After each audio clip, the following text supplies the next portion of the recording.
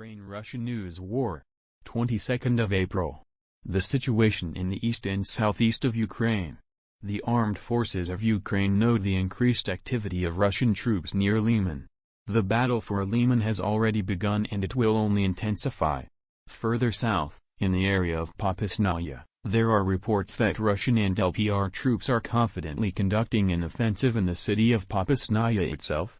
Air and artillery strikes do not stop here. In the southwest of Popasnaya, the military of the armed forces of Ukraine will most likely be delayed, since high-rise buildings predominate there, from which they will conduct both sniper fire and fire from ATGMs and grenade launchers. As the battles for Mariupol showed, in order to reduce losses among the infantry of the Russian troops, enemy firing points in high-rise buildings will be destroyed along with houses.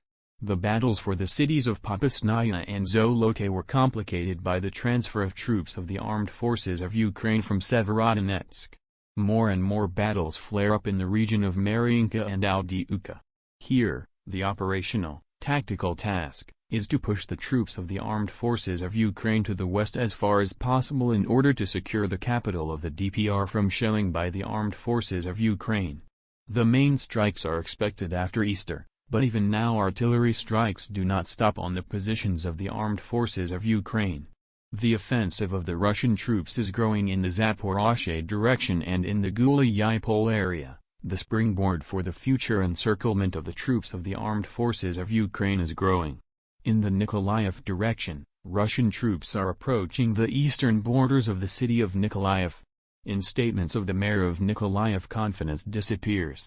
He is ready to leave the city.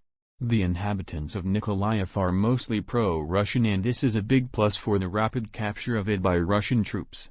After the capture of Nikolaev, the path to Odessa will open. Odessa is a Russian city.